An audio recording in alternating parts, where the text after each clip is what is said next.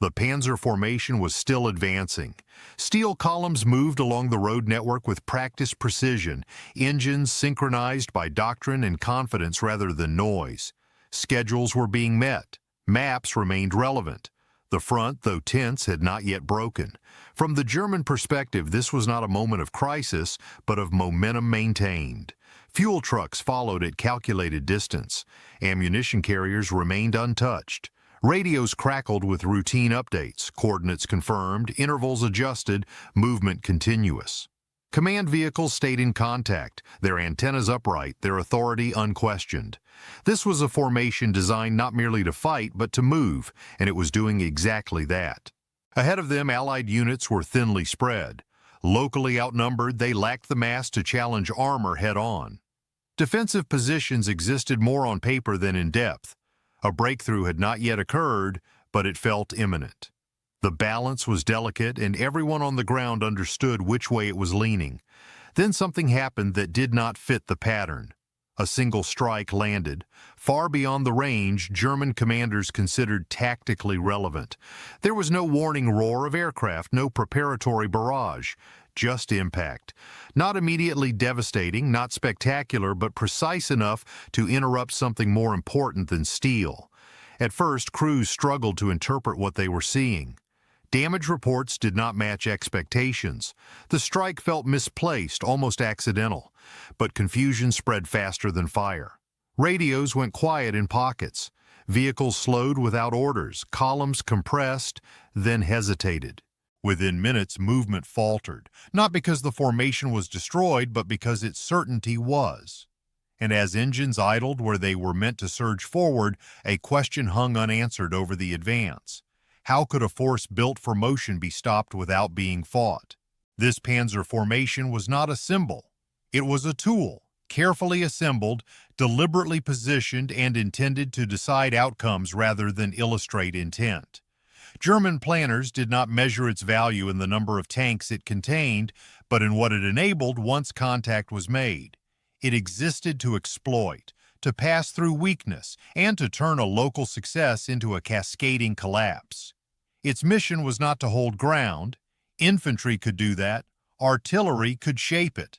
The Panzer Group existed for motion after resistance had been identified.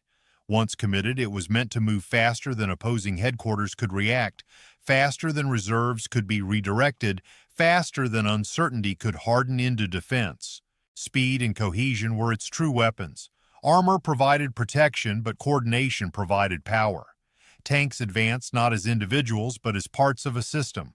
Reconnaissance feeding movement, movement protecting command, command sustaining tempo. As long as that system remained intact, friction favored the attacker. Behind the formation, German infantry and artillery depended on its success. Their advanced schedules, supply plans, and risk calculations all assumed armored momentum. If the panzers moved forward, the front would flex to accommodate them. Gaps would open. Decisions would be forced. What could not be defended would be abandoned. But if the formation slowed, or worse, fractured, the character of the battle would change. The front would stiffen. Time would reassert itself as a weapon. The burden of action would shift from the attacker to the defender, where patience mattered more than speed. Everything hinged on continuity. Not destruction, not casualties, but uninterrupted movement. As long as the Panzer formation advanced, the battle remained fluid and dangerous. The moment it stopped, even briefly, the initiative became negotiable. And somewhere beyond the horizon, a single interruption was already waiting to test just how fragile that continuity really was. German armored doctrine was built around a single conviction. Tempo decides battles. Initiative, once seized, had to be sustained without pause. The Panzer arm was designed not merely to engage the enemy, but to overwhelm decision-making itself, to move faster than resistance could organize, faster than uncertainty could be resolved. Within this framework, long-range threats were treated as manageable complications, not decisive dangers. Distance was assumed to dilute lethality. Precision was considered rare. If danger existed beyond immediate engagement range, it was believed to be slow, imprecise, and ultimately correctable through movement. Dispersion and constant motion were thought to provide protection. Columns adjusted spacing, routes shifted, halts were minimized. The solution to most threats was not concealment but acceleration. Speed reduced vulnerability. Speed preserved initiative. This belief was not theoretical, it had been proven. Previous campaigns reinforced the doctrine. In Poland, in France, in the opening phases of the war in the East. Time and again, armored formations had absorbed shock, taken losses, and continued forward. Disruption was temporary. Momentum always returned. What mattered was not avoiding contact, but surviving it without stopping. Panzer crews were trained accordingly. Shock was expected. Damage was accepted. Vehicles might burn, men might fall, but the formation would keep moving. Commanders calculated attrition as a cost of progress. They planned for losses, not hesitation. What they did not plan for was paralysis without destruction. The doctrine assumed that disruption required visible force, that stopping armor meant blocking roads, destroying bridges, or engaging at close range. It did not account for the possibility that uncertainty alone could halt movement, that command cohesion could fracture without a decisive clash. The fatal assumption was subtle, that motion itself was invulnerable, that as long as engines ran and tracks turned, the formation remained alive. They believed the battlefield rewarded speed above all else. What they were about to learn was that speed, once interrupted, could become a liability rather than a shield. Allied commanders understood the imbalance with clarity that bordered on resignation. Locally, they could not match German armor tank for tank, gun for gun. Any attempt to meet the Panzer formation head-on would end quickly and predictably. The terrain offered little comfort. The roads favored movement, and movement favored the attacker. Close-range defenses carried their own danger. Anti-tank positions had to reveal themselves to be effective, and once revealed, they were swiftly targeted. What could not withdraw in time would be overrun. The lesson had been learned repeatedly. Courage at close distance did not stop armored momentum. It merely delayed its consequences. Air support, often imagined as the great equalizer, was unreliable in this narrow window.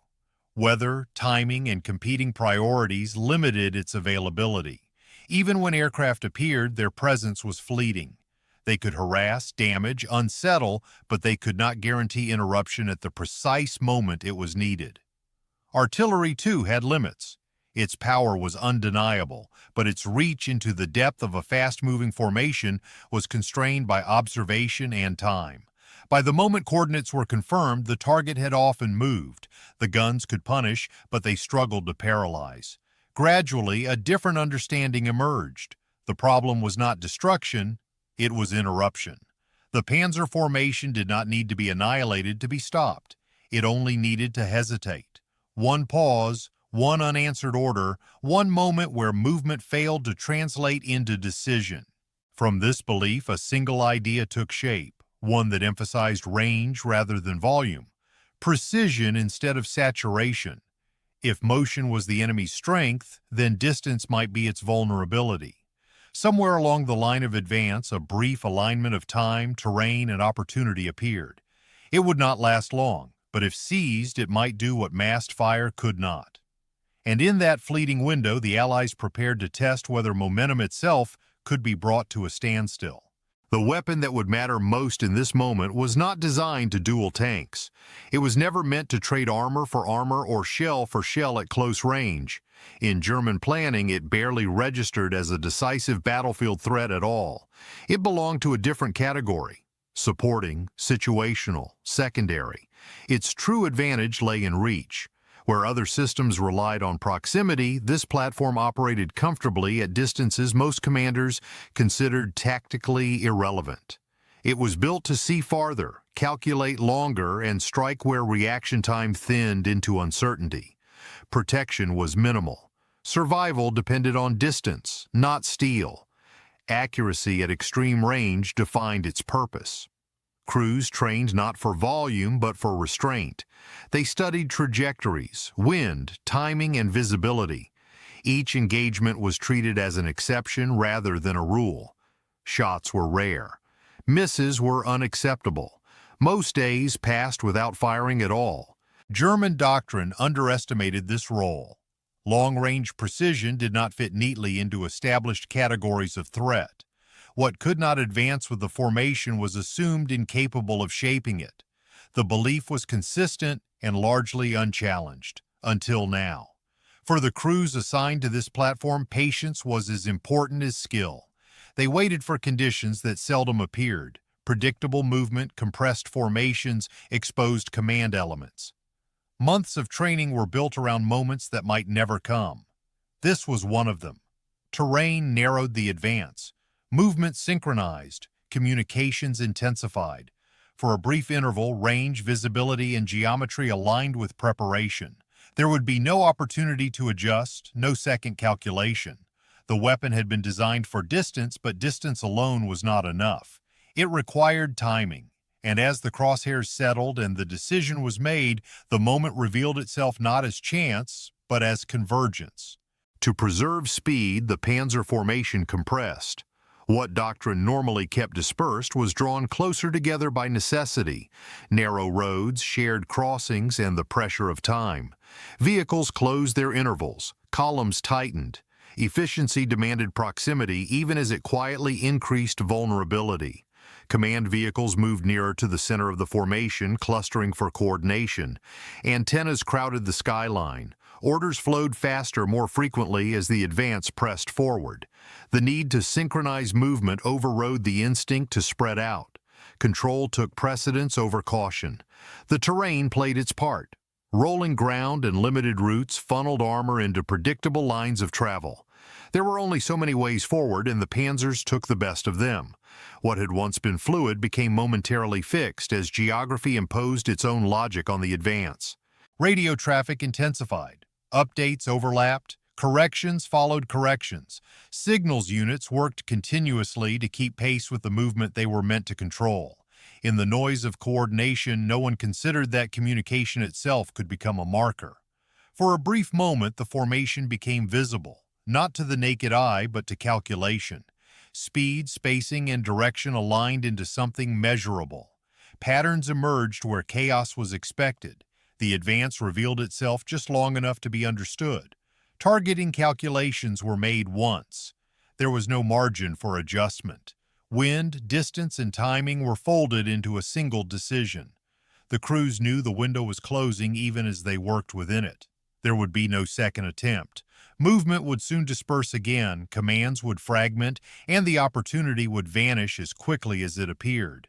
But in that narrow interval, between compression and release, the Panzer formation offered something it never intended to give: predictability. And predictability at long range could be lethal.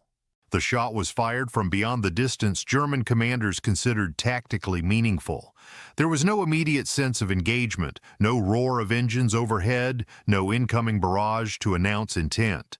The sound, if heard at all, arrived after the effect, stripped of context and explanation. At first, it was not understood as an attack. Reports described mechanical failure, an accident, perhaps enemy artillery firing blindly from extreme range. The possibility that the formation was being deliberately targeted did not yet take hold. Doctrine offered no ready answer for what was happening. The first impact disabled a vehicle that mattered more for what it carried than how it fought. It did not explode spectacularly. It simply stopped. Antennas fell silent. A node in the system went dark, and the loss was subtle enough to be misread. The second strike did not destroy much either. Its effect was psychological rather than physical. It confirmed uncertainty without clarifying its source.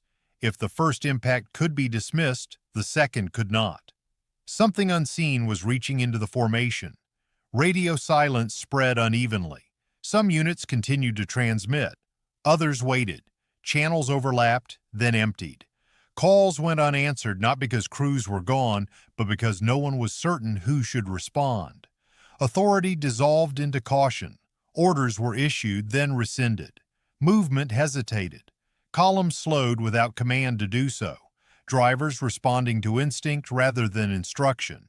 Spacing collapsed in some areas and widened in others, breaking the rhythm that had sustained the advance. Within minutes, the formation was no longer moving as one. Engines still ran, weapons were intact, but motion, once automatic, now required permission, and permission was nowhere to be found. The strike had not shattered armor. It had fractured certainty, and as uncertainty spread, momentum began to drain away, minute by minute, without a single decisive blow. The strike did not destroy the Panzer formation in any conventional sense. Tanks remained serviceable. Fuel still sat in jerry cans and tanker beds. Ammunition was intact. Tracks could still turn. If one measured power by physical capability alone, the formation had not been defeated. But war is not only the destruction of machines, it is the disruption of decisions. What the long-range hit fractured was the formation's ability to think as a single body. The Germans had built armored warfare around coordinated motion, units acting not as isolated vehicles but as a moving argument, each element reinforcing the next. Once command coherence wavered, that argument collapsed into separate sentences, spoken at different times and in different directions. Uncertainty spread faster than fire because it required no fuel. A burning tank was localized, it could be bypassed. But doubt traveled through radios, through hand signals, through glances exchanged at halts that were never planned. The enemy did not need to destroy the column. He only needed to make it question itself. Subunits began to hesitate, waiting for orders that did not arrive or arrived late, conflicting and incomplete. Platoon leaders looked for confirmation. Drivers kept their engines running but held position. Turrets rotated not toward a visible target but toward the emptiness where the threat might be. Speed, the great Panzer advantage, evaporated quietly.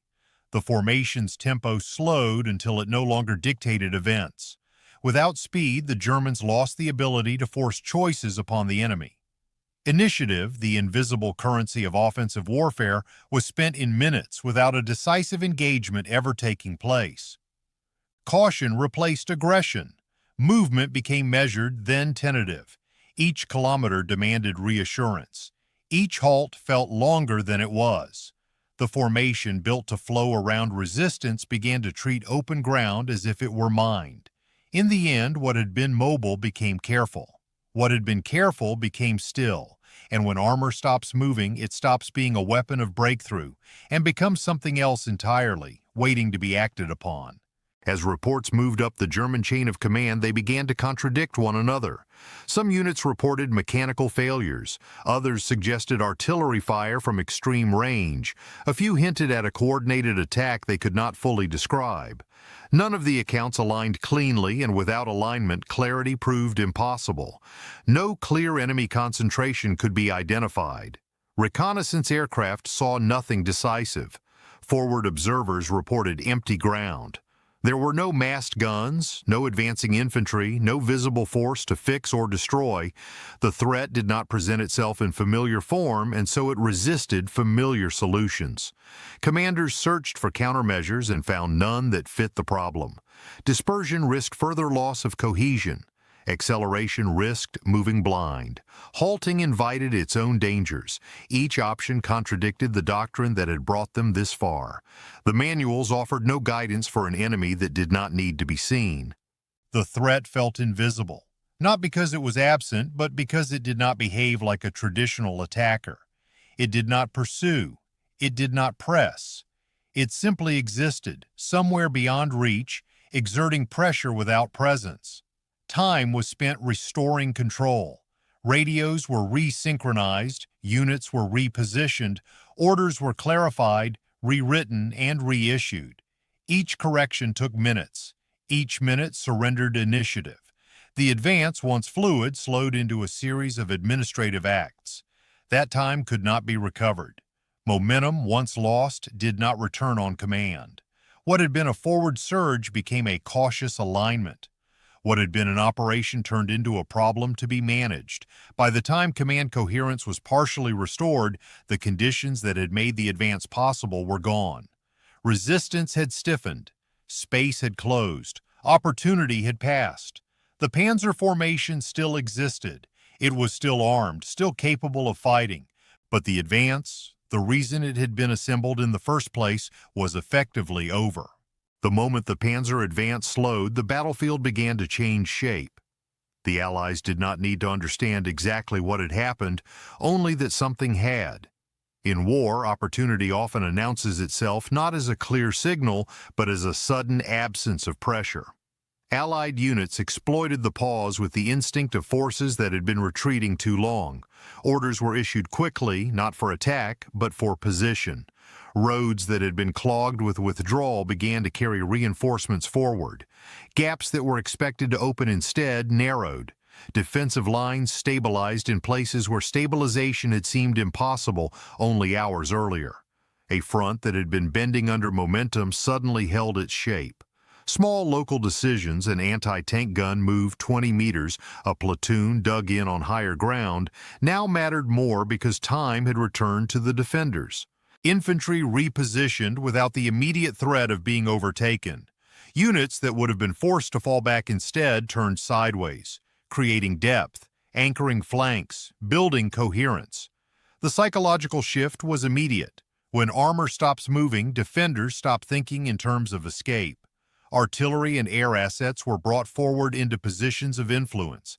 Guns registered new targets. Forward observers gained time to see, measure, and communicate.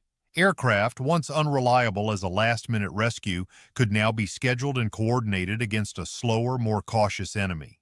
What had been a retreat became resistance, not through sudden heroism, but through restored structure. The Allies did not become stronger. The Germans became less certain, and in that difference, the balance of the engagement began to tilt. German armor, which had been setting the tempo, now reacted to events it no longer controlled. Instead of dictating where the fight would happen, it found itself responding to a front that had solidified ahead of it. The burden of initiative shifted hands. The battle rewrote itself quietly. A mobile crisis became a managed defense. A planned breakthrough became a stalled advance. And as the Germans tried to recover what they had lost, the Allies began preparing to make the pause permanent. Inside the Panzer crews, the shock was not measured in wrecked vehicles, but in a sudden change of belief. For years, distance had carried an unspoken promise that beyond a certain range, danger thinned out.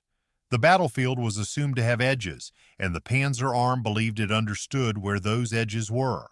Now that promise felt broken. Crews began to realize that range no longer guaranteed safety. The space they had treated as a buffer, open ground, long approaches, the stretch between villages, had become uncertain. The threat did not announce itself with mass. It reached out quietly from far away and struck where it mattered. Trust in movement as protection started to erode.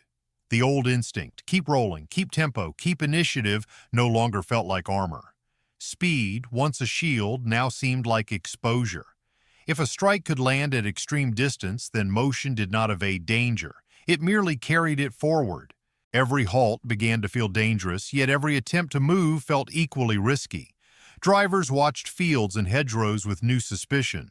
Turret gunners scanned the horizon for something they could not see. Commanders spoke more often, but with less certainty, as if words alone could restore a doctrine that had been punctured. Aggression gave way to caution. The formation, designed to flow through gaps, began to treat every road junction as a potential trap. Vehicles spread out, then clumped again, then spread out once more. Movements driven not by plan, but by anxiety. Coordination weakened as each crew tried to protect itself. Slowly, the formation began to fragment. Not into panic, but into hesitation. Units drifted out of alignment. Supporting elements lagged behind. The mechanical ability to advance remained, but the psychological willingness to commit started to fade.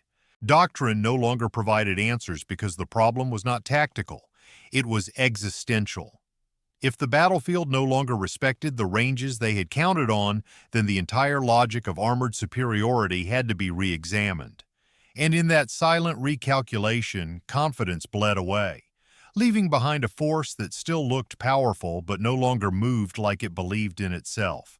By the time the smoke thinned and the immediate confusion began to settle, the most important damage had already been done. The Panzer formation had not been destroyed, but it had been altered. Something essential, tempo, confidence, continuity, had been removed, and it could not be replaced by repairs or replacement vehicles. Follow-up attacks, in a technical sense, were secondary. Additional fire could certainly increase losses, but it was no longer required to achieve the deeper effect. The strike had already accomplished what many bombardments fail to do. It had broken the enemy's rhythm. The panzers no longer moved as an instrument of initiative. They moved as a problem to be managed. In warfare, rhythm matters because it governs who reacts and who decides. Before the strike, German armor dictated the pace of events. After it, the formation hesitated, rechecked, waited for confirmation. Each pause invited another delay. Each delay gave the defenders time to rebuild the very thing the panzers were designed to prevent. Structure.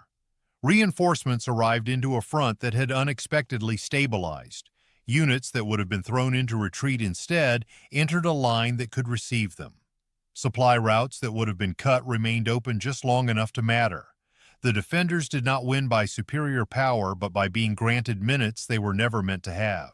German armor, deprived of momentum, was forced into a defensive posture almost without realizing it. It began to secure its flanks. It began to protect its command links. It began to plan around threats rather than impose threats. The attacker's mindset narrowed into caution, and caution is the enemy of exploitation. Some battles turn on mass, others turn on endurance. This one turned on initiative, and initiative, once surrendered, rarely returns intact. The change was not dramatic, it was irreversible. One strike reshaped the engagement not by destroying what the Germans had, but by changing what they could do with it. And as the Allies consolidated the pause into a position, the Germans faced a new reality. The moment of breakthrough had passed, and what remained would be a different kind of fight altogether. What followed was defined as much by what did not happen as by what did. A full Panzer breakthrough never materialized.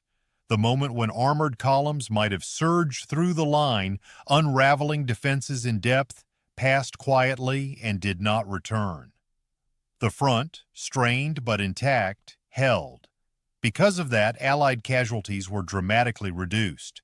Units that would have been overrun instead withdrew in order. Rear area troops were not forced into sudden combat. Medical services were not overwhelmed by a collapse they had been bracing for. Survival in this case was not heroic, it was structural. Towns and crossings remained intact.